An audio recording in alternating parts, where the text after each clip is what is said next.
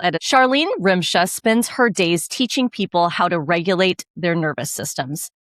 But there's an irony sitting underneath a lot of her recent work. Many of the people she's writing for are therapists themselves, professionals trained to help others regulate who have quietly stopped tending to their own needs. The question is, what happens when the people holding space for everyone else run out of space to hold? Welcome to the Practice Pulse, where we explore how health, wellness, longevity, and growth-focused businesses are building, scaling, and making an impact. I'm your host, Nancy Margrit, founder of Optima Pro AI. Today, I'm joined by Charlene Rymsha. She's the founder of Everyday Coherence. Charlene is a trauma-informed psychotherapist and coach who since 2018 has been helping people move out of chronic stress and into a state she calls coherence, a real felt integration of mind and body. She's the author of Burn Bright, the Self-Healing Guide, and her work has been featured in outlets like NPR, Yahoo News, and The Every Girl. And lately, her focus has sharpened on a specific population, therapists and mental health professionals who are burning out inside the very profession built to prevent it. Charlene, welcome to the Practice Pulse. I'm so happy to have you on the show. Well, Nancy, thank you so much. And I really appreciated hearing every aspect of that introduction. Thank you. Good. I hope I got it all right. It was wonderful. Okay, good. So you started Everyday Coherence in 2018 to really help people connect mind and body for their own well-being. What is it that you saw in your clinical work or your own life that told you burnout really needed a completely different kind of intervention? And what was already out there that you felt like you needed to kind of supplement or add to?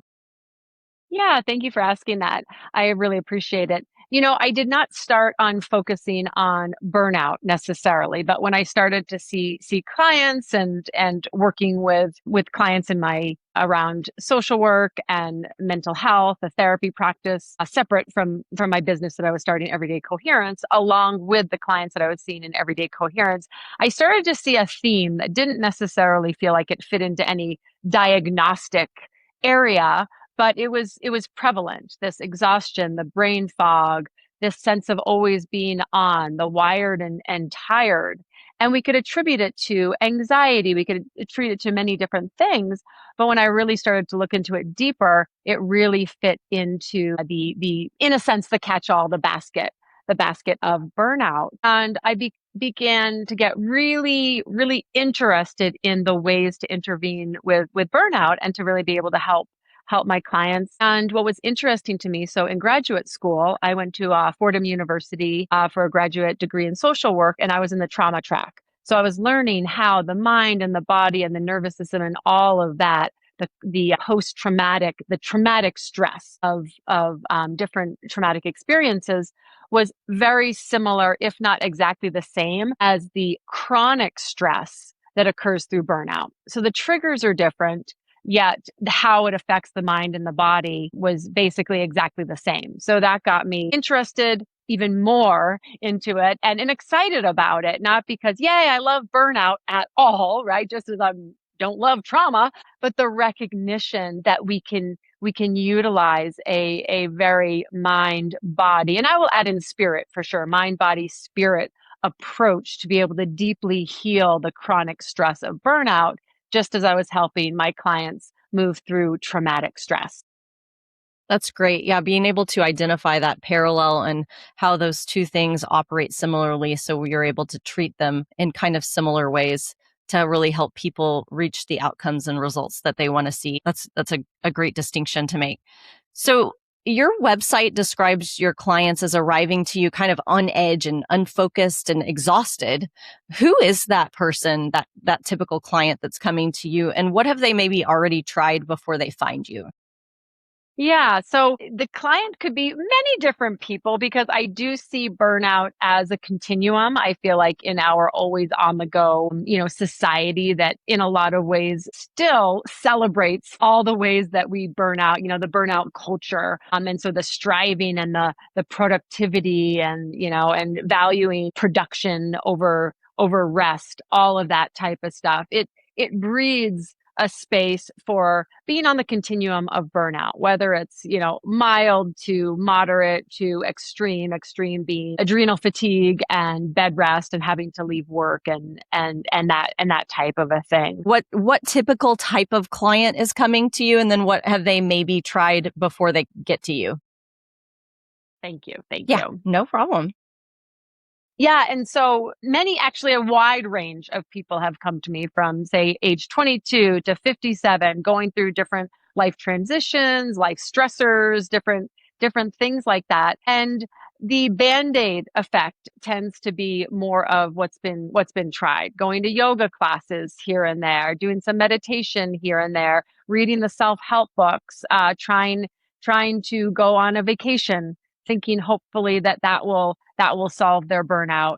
And then on the weekend saying, well, I'm going to, take my weekend off between their busy Monday through Friday jobs, but oftentimes end up just being so exhausted that they're then just planted on the couch.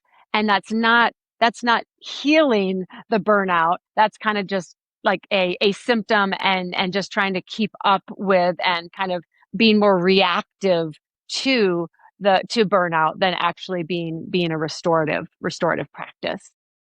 Right. Yeah, trying those little things. I think a lot of us have been there where it's like you're like, okay, I'm going to meditate and it's going to fix everything, or I've definitely done all of those things. I've done the meditate, I've done the yoga, I've like all the things to try and get to a place where it's like you need that coherence. And it really takes a special system and oftentimes a special person like yourself to come in and help really provide that space and structure and setting aside that time to build that in to your regimen so that it becomes more part of your everyday cycle. So, a lot of your recent writing has narrowed in specifically on therapists and mental health professionals. Why do you think that population became your focus, and what were you seeing in that world or that space that concerns you? Yeah.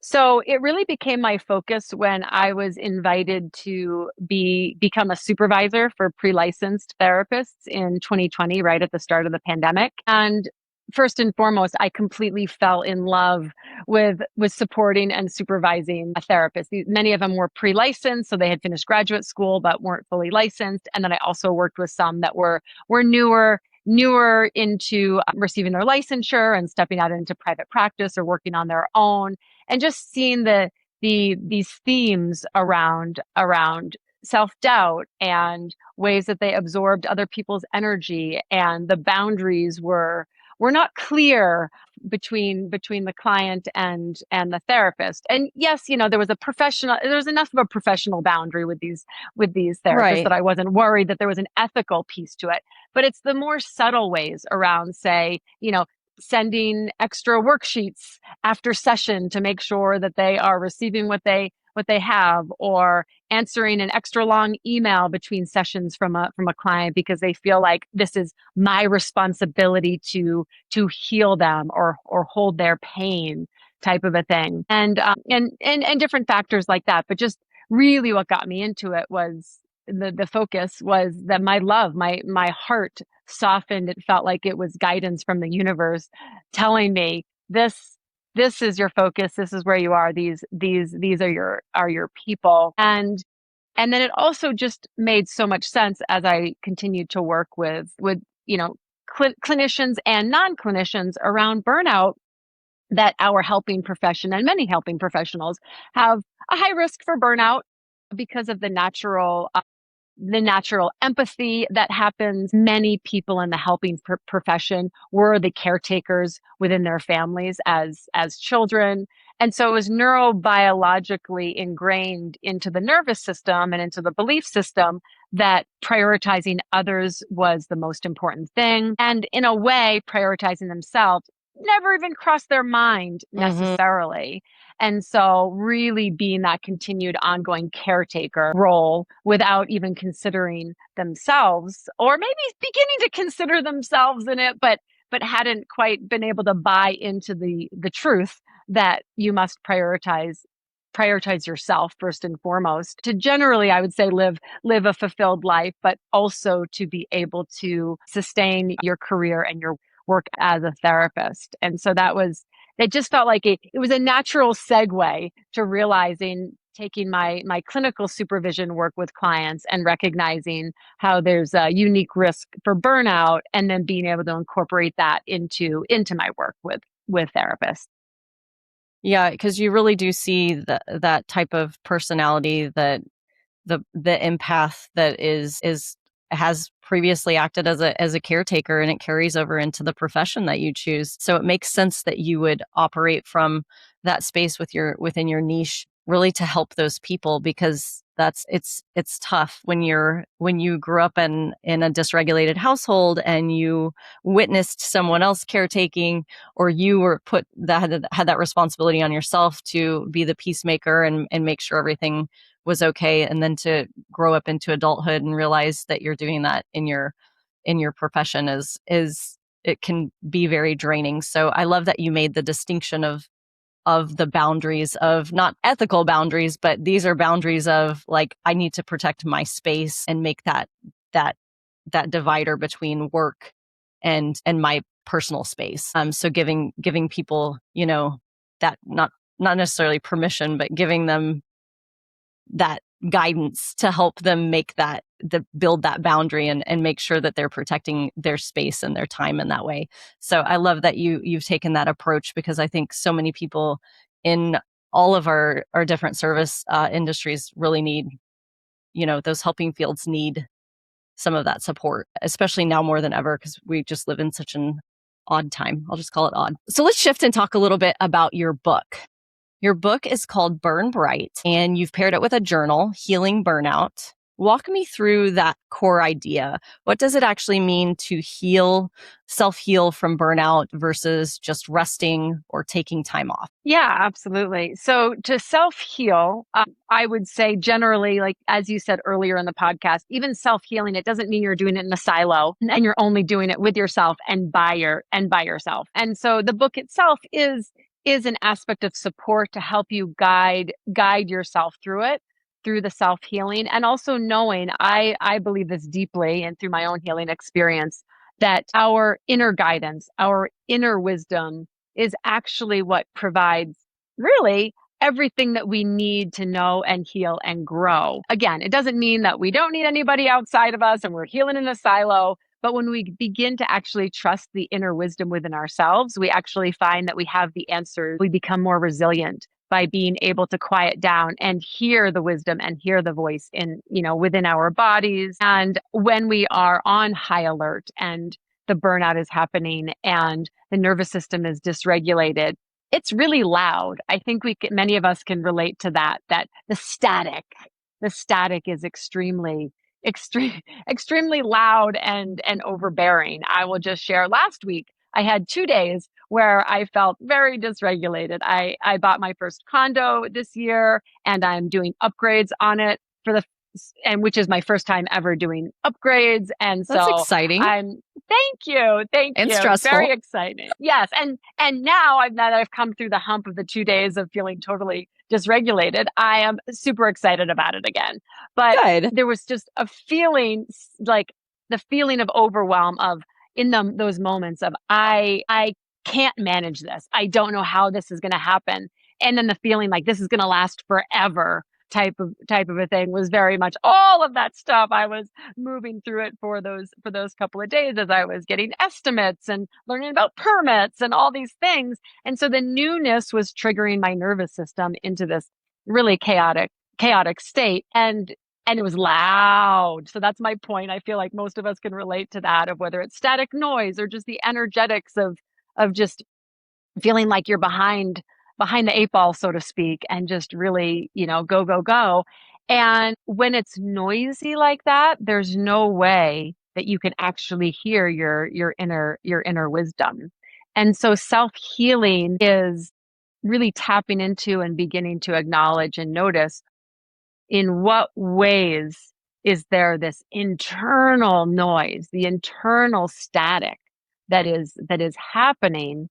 And then so the idea, certainly within the book, includes through different ways, through how do you relate to your emotions? How do you relate to your thoughts? How do you relate and feel the sensations in your body? How do you create goals that are related to values, and not just values on a list, but that feel like a heartfelt song, like, oh, this is why I want to do this, right? This is why I want to self heal. And then also being able to say, when I self heal, this is actually how I want to envision and create my life. And so it's through all of those different aspects, we allow the noise to quiet down in the thoughts. We learn to quiet down the noise of the the the the energy that's just churning, quiet down the noise of the emotions. And when I say that, I don't want to say quiet down emotions, we don't want to hear you. Right. But it's more that they're all making noise, the thoughts, the emotions, the body, whether it's physical body pains or energetic knots in the body, or different things like that, is recognizing that they're all getting loud because they need and want your attention. And so when you can continue or begin to listen to, what is my body telling me? What is the sensation happening? Oh, there is a flutter. There is a flutter in my heart. Wow, I'm getting a strong headache. Or, oof, wait a minute. Now that I'm noticing it, I'm really experiencing some deep grief right now.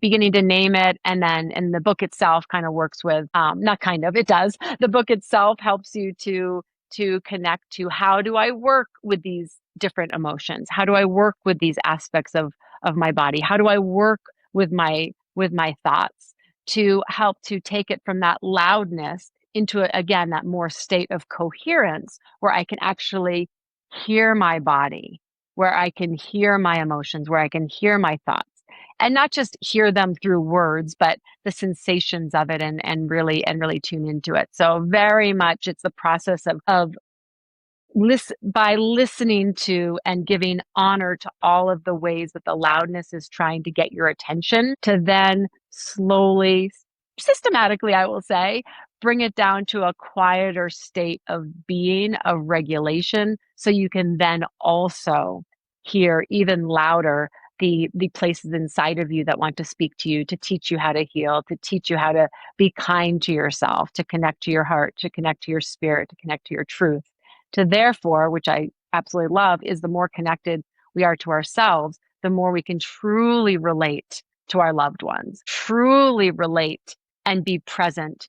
In the case of clinicians, therapists, be in the room with the client. We can truly relate to nature. We can truly relate to the larger context of the outside world, when we can be that more quiet, coherent state inside.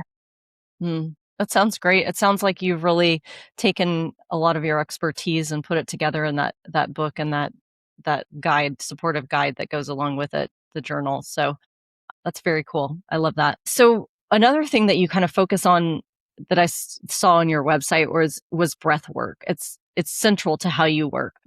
For someone who's maybe skeptical or who has never tried it, how do you explain what's actually happening in the body during a breathwork session?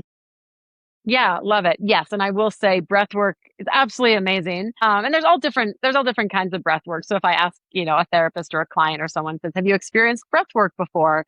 It's kind of can be an ambiguous question. The breath work that I was introduced to right at the start of the pandemic, literally March 14th of 2020. At the time, I was living in New York City, in Manhattan, and, self-isolating in a one-bedroom apartment.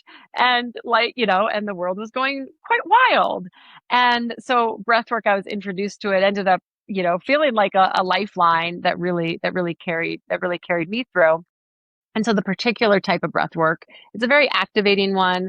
It goes by different names. Some people call it circle breath. Some people call it complete breath. Some people call it three-part breath, triactive breath. But basically, it's all through the mouth, two-part inhale, one-part exhale. So you breathe into the belly, into the heart, and then exhale, release. And you would continue just like that, laying down with music. There's a playlist in the background going on to help anchor. A couple reasons: to anchor the body and the mind into the music, but then the music itself also has a frequency of healing. And so I will guide them through for about 20 minutes or so of the active breath, I might invite them to make sounds to release, because that's other ways to release the energy as well. So I might ask them to sound, or say out loud a positive mantra, or growl, or even whisper or hum, or different things like that, along with the breath and the body itself. Though laying down, freedom to move, freedom to do, raise the arms, move them around, different things like that. Really letting the client know that I am there guiding, I'm prompting, I'm offering, everything I offer is a suggestion. So if for any reason they want to release the active breath for a little while, they're more than welcome to. If they want to sound out at any point when I'm not prompting them, do that. Oftentimes it's not uncommon for people to feel, embarrassed about letting out sounds. So there's two main ways to work with that. One is free will, don't do it. But the Mm-hmm. other way certainly is I encourage that. If you're feeling the resistance to it, to be making sounds, allow yourself. The invitation is try it out and see what Mm-hmm. happens, type of a thing. So for about 20 minutes, there's the active breath, and then we move into a brief breath hold. And then the next 15 minutes or so is an integration phase, which is like a shavasana in yoga class. So there's the yang energy of the active breath, and then the yin energy of the rest and receive. And one of the pieces that's really effective with breath work is having both of them. And the recognition, I speak about this in my book, is really valuing rest just as much as action, and vice versa. And that both are there to create that holistic balance of well-being. And so right there, wrapped in the breath work, offers you that very active, like I said, yang, go for it piece of it. And it's allowing energy to shift and move. It's allowing emotions that have been stuck to be released. One of the things I love about this particular kind of breath work is you don't even need to know exactly what is being stuck in your body, what traumatic memory, or what conversation you haven't let go of, or whether it's your client stuff or your stuff, or a melding of both, because it's the wisdom of the body and the breath that is shifting and moving and releasing whatever is relevant for you in that day, in that moment. So there's the release, there's the movement, there's all the things happening. You might have visions or memories or colors show up, physical sensations. All pretty much what to expect in a breathwork session is just about anything, because it's unique to you in that moment, and it really is and can be truly just about anything. So there's the action part, and then, like I said, the integration and rest afterwards is like a shavasana in yoga class. Most people at this point are familiar with what a shavasana is. And yeah, it's the yin part. It's the relaxing and resting and receiving. And oftentimes, which is such a beautiful piece and part of what makes it's so healing to the nervous system, is that the action part is actually activating the sympathetic, more or less the sympathetic nervous system response, a little bit more of like the fight flight type of, I don't know if I'm completely safe, but right, neurobiologically, that safety mechanism. But you are the one in, I don't want to say in control, but you are the one, like, with the autonomy of the breath, right? So you could release Right. the breath if it really was beginning to feel unsafe. And I do encourage that. If it ever feels like this wave that you're riding is turning into a tsunami, then back off. But if it's a wave and you're cresting, and you're kind of riding it, and you feel like you can keep breathing, and it crests down the other side, and oftentimes offers a really beautiful, beautiful healing breakthrough. But so really being able to go, I can be with the discomfort. I can be with these feelings that kind of feel a little out of control, a little chaotic, but also I'm in my body and with them, and I'm observing them with curiosity and openness and self-love. And I'll be prompting them to observe them with curiosity and openness and self-love. And then moving into that space of rest and recovery, and being able to then, more often than not, drop into the parasympathetic, the rest and recovery mode. And some clients, and I will say particularly therapists, after the integration, because we do a debrief at the end, will be like, wow, I didn't even realize how disconnected I was from my body until this session. Or, wow, I haven't felt this level of regulation or just sense of safety in my body and I don't know how long. And I think that's a really even just that in and of itself is an extremely healing experience to remember that your body can feel that way. And when we're in that more go, go, go mode, it it's easy enough to kind of forget that you can actually access that. And sometimes it's been months or even years for people having felt that sense of access to peace in their bodies. It's really powerful. It sounds like you do a really good job of bringing that breath work to individuals to help them break through in different ways. So you also on your website, and you've kind of described your work as bridging the conscious and the subconscious, which I find really interesting. I've been doing a lot of research on that recently. So tell me a little bit about what that bridge looks like in practice in a session with a real client. Yeah. Well, particularly with breath work, I mean, that's the beautiful thing is your body is the access to the subconscious. So I like to kind of talk about the breath being like a key, like a lock and key mechanism. So the breath is the key. It unlocks into the body and then allows the subconscious and the unconscious to shift and move and reveal what is relevant. And the mind is still remaining as the observer. And so there's a lot of integration happening. So that's one of the areas, big time areas of really bridging the conscious and the unconscious. And all of it most of it is really done through somatics and through the body. I'm Hmm. also a brain spotting therapist, which some people at Nancy, are you familiar with brain spotting at all? I'm not. Tell us about it. Yeah, so it's a little lesser known. I will say I wish it had a different name than brain spotting because I was not attracted to it I was repelled by it actually, the modality for a while just because the name itself it kind of conjured up like black holes in my head and I don't know all these different things. But it's similar but different to EMDR, which many people within the right within therapy and that have experienced therapy or looking into mental health and I've heard of EMDR. The gentleman that founded brain spotting, he was an EMDR fully certified in EMDR, fully certified in somatic experiencing. A little over 20 years ago, he was doing a blend of those two, and he noticed somatic experience in EMDR, and he noticed with a client that as he was moving his finger over that he saw a lot of eye activation. And so something inside of him said, instead of toggling back and forth bilateral stimulation, I'm just going to allow this client to remain on this one focused point. And the story that yeah, is very interesting. And Hmm. so the story that is spoken of, people can Google it and find out, like the start of brain spotting. I won't bother going into it too much.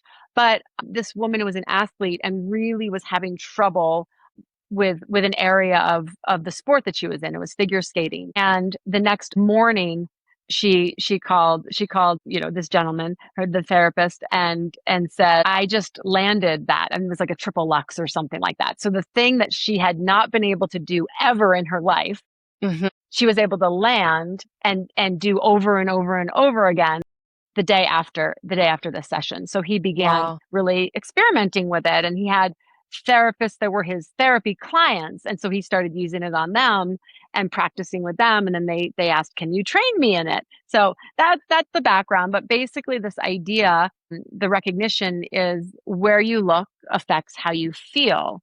And what's very interesting, seems kind of obvious, I guess, but when you're in when you're a fetus before you've been born and before the skull's even formed, your eyeballs are actually part of the brain. And so as the skull grows, your eyes extend out from the brain, and so the brain tissue and the eye tissue is the same. It's the same material. And so you set up in a brain spotting session. I won't go into great detail because we could probably do like a whole episode on brain spotting, Right. but you help the client locate a spot in their visual field that is either more activating, like they choose a topic that they want to work on. They might look at something and it's more activating. They might look at another spot and it's less activating. And you can ask the client, would you like to work from the less activated place or the more activated place? Both are effective in their own way. And once they've chosen a spot, then you really hold the space for them. You have bilateral music happening. And it's really allows them to access their inner, the Mm-hmm. deeper parts of their brain and the unconscious through the somatics of what's showing up in their body, and memories can come up in all different things.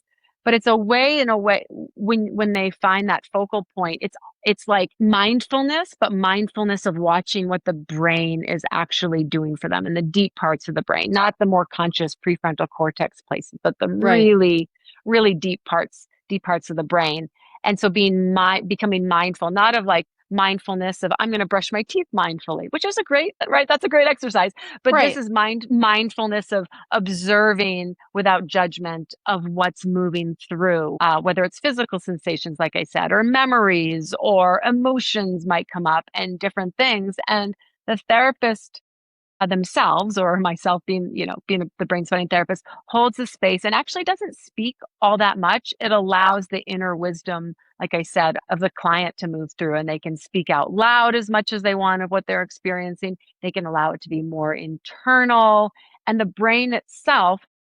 So it's interesting is with brain spotting, it also works on the premise that the brain is a self-healing mechanism, just like the body is a self-healing mechanism, right? Which it really is, right? We get a cut, maybe we put Neosporin on it, put a Band-Aid on it, and it heals itself. And say like a doctor does an intervention. Well, the doctor's not actually healing the broken bone. They're resetting it and preparing it to heal. And Mm-hmm. so brain spotting in its own way is like the surgeon going in to reset the bone. In a way, it Right. accesses it to give the brain itself the chance to reorganize, re-experience, and heal itself.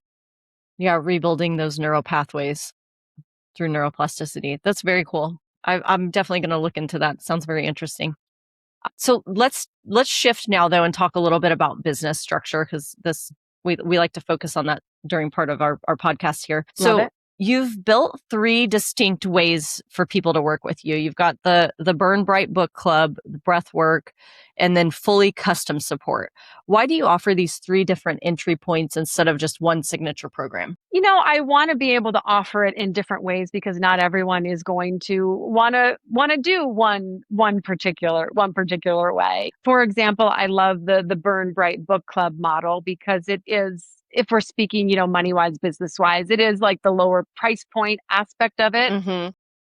But it's also a way to really be able to engage with the exercises in my book in a really effective way. I will say I'm proud of what the information and the learning experience and the self-healing that happens within the book, and I really appreciate the opportunity to be able to work even deeper with the clients around that they have the book as their structure, and then they can come back and ask questions about it, and we can dig a little bit deeper. And I love doing it in group settings. I do have one-on-one clients, but I do a lot of work in group settings because I truly believe that healing in community is a really Mm-hmm. powerful space.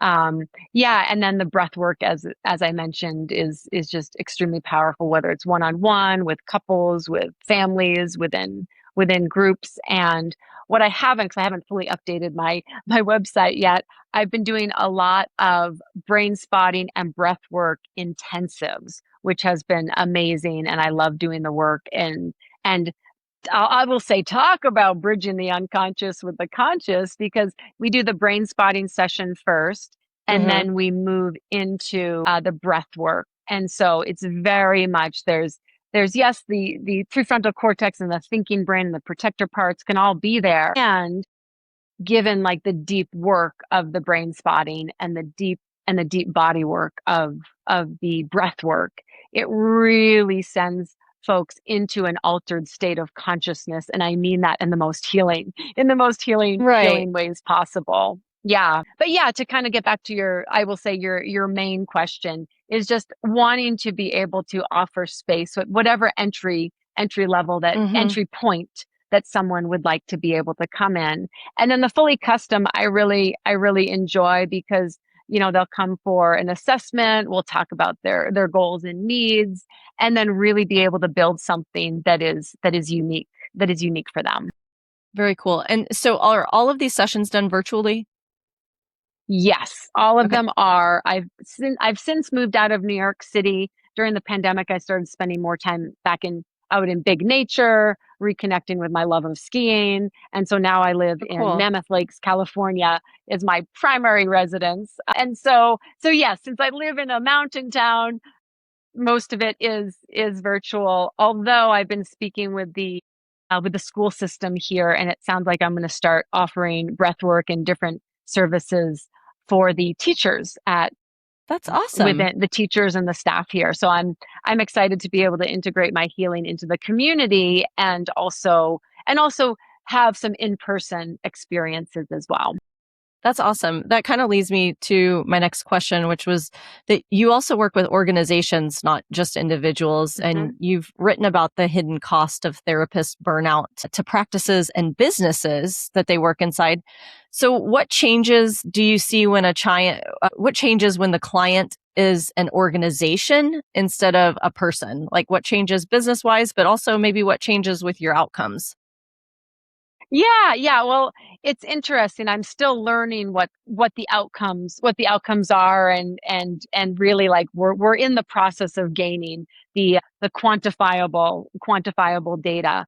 Mm-hmm. But it's definitely there, and the qualifiable and the quantifiable are both very much there. So aspects include employee retention, decrease in days having to take days off, decrease in right in really in just being checked out. There's actually been higher, customer client reviews and stuff like that being really positive, that the clients that work with the therapist are have been expressing a lot of positive outcomes and staying with the same therapist for longer.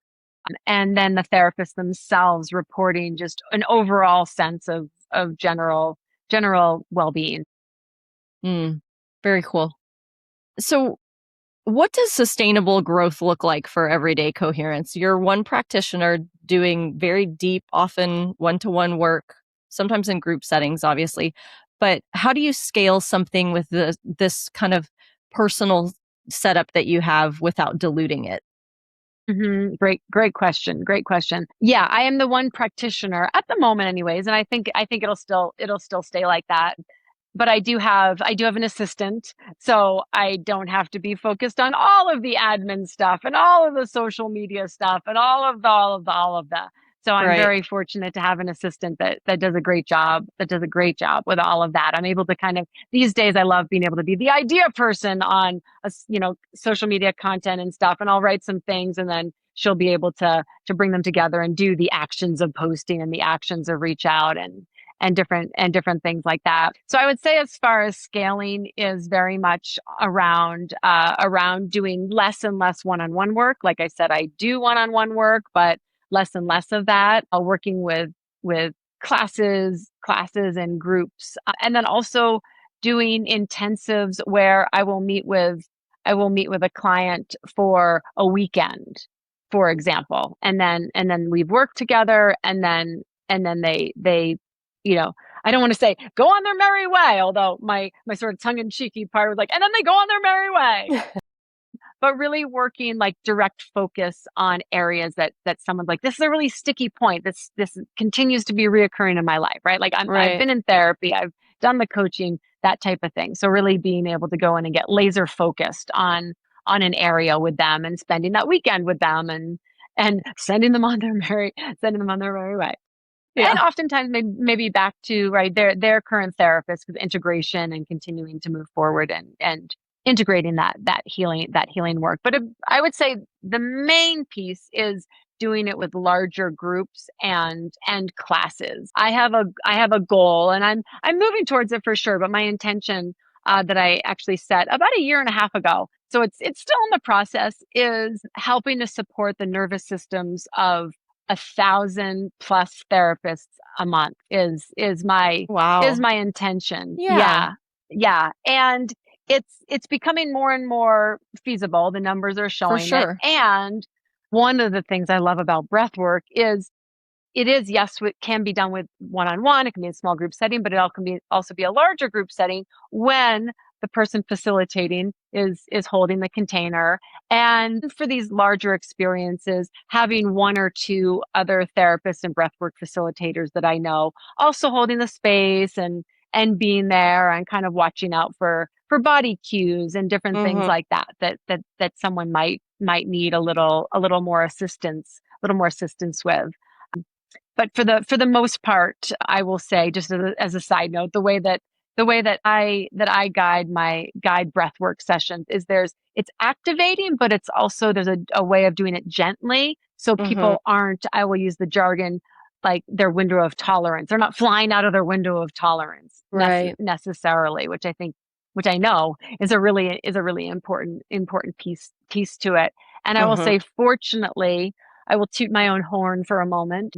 Through my own upbringing, my own healing, and certainly the skills that I've learned in graduate school, and then all the work that I've done with clients, and also continue to do with my own nervous system, is I have a natural way of grounding and holding space. And the more I do it, the larger of the container that I can hold to help people in that more coherent state of being able to stay within their window of tolerance as they're doing their work. So in a nutshell, to again get tongue in Yeah. cheeky a little bit, in a nutshell, yeah, it's really being able to guide larger groups of therapists within these classes to be able to be sustainable in growing, scaling Mm-hmm. my business, as well as being able to really stay true to my intention and my heart of being able to hold space while each individual is doing their own healing work. Beautifully put. I love it. Mm. So, one more question and then we'll jump into the lightning round. So, when you think about the shift that you're creating here, it's not symptom relief, but a deeper change. What does that transformation look like for the people that you work with? Maybe give us like a general what that looks like, or maybe a specific instance that one client saw as a result of working with you. Yeah, so the symptoms can vary widely. Burnout itself can show up in all different ways, and not everybody that I work with is coming to me specifically for burnout.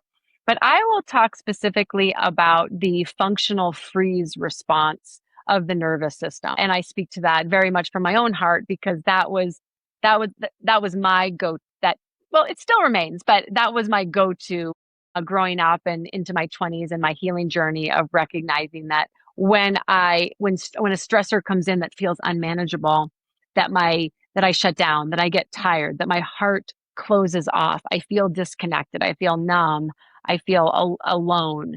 And so that within my clinical practice, more and more of my therapy clients are coming to me for that. And a lot of my brain spotting and intensive clients are coming for that. And so it's really the practice of opening the heart, and obviously I'm not a heart surgeon, so this is we're speaking a little more energetically, Metaphorically. metaphorically, Yeah. emotionally, Yeah. all of that type of stuff, right?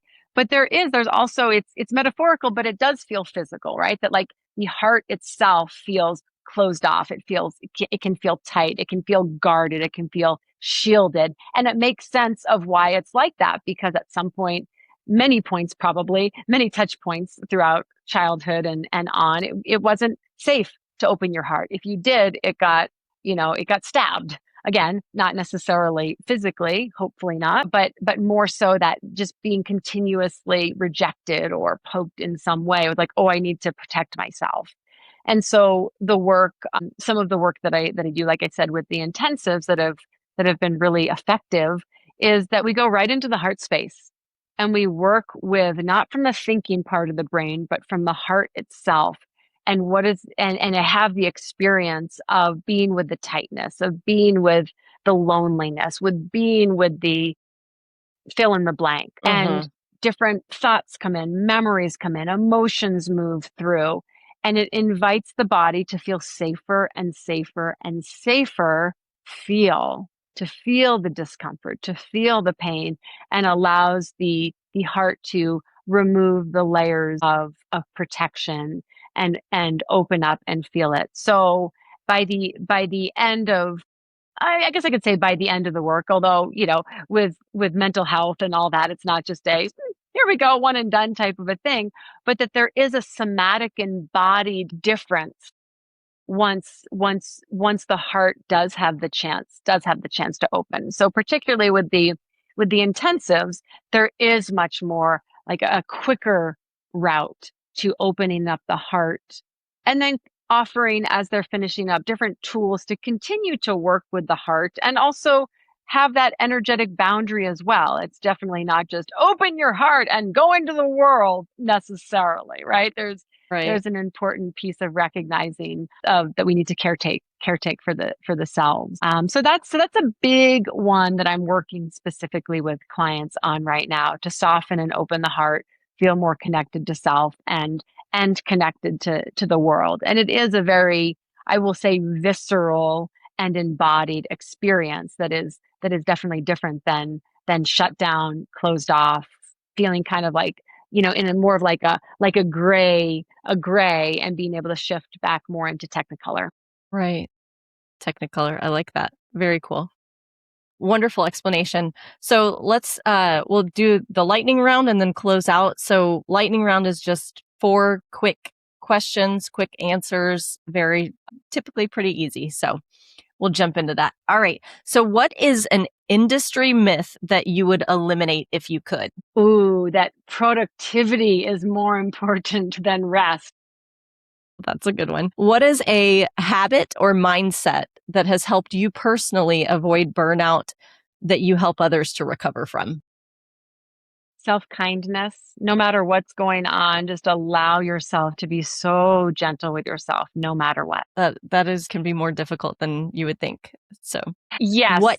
since it's a Yeah. lightning round, I won't say more, but yes, there's steps and ways to get there. Yeah. Okay. What gives you the most hope about the future of mental health and well-being work? I think more and more people are opening up and recognizing, right, whether it's a company, an organization, an individual, the therapist themselves, recognizing that regulating their own nervous systems and creating an environment to be able to support that is extremely important. And more people are beginning to take action around that, and not just having it be lip service and a nice idea. Mm-hmm. I love that. Last question, very simple. Where can people find you and learn more about Everyday Coherence? Love it. Thank you. Yeah, so on Instagram, Everyday Coherence is my handle. You can find me on everydaycoherence.com is my website. And you can also find me on LinkedIn under my full name, Charlene Rymsha. Awesome. Okay. Well, Charlene, this has been a great conversation. I love what you're building. It points to something the mental health field doesn't talk about enough, and that's helping people heal. Starts with making sure that our practitioners are tending to themselves first. So I really appreciate you jumping into this and giving us a great deep dive into some different techniques that you utilize to help people heal and prevent or recover from burnout. So thank you so much for being on the show. I really appreciate it, Charlene. Thank you, Nancy. I appreciate you as well. Thank you.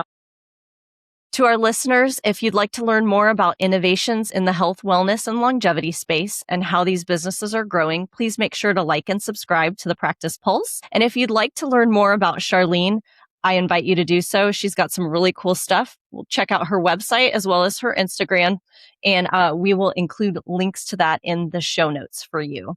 As always, innovation creates possibility, implementation turns it into growth, and we'll see you next time.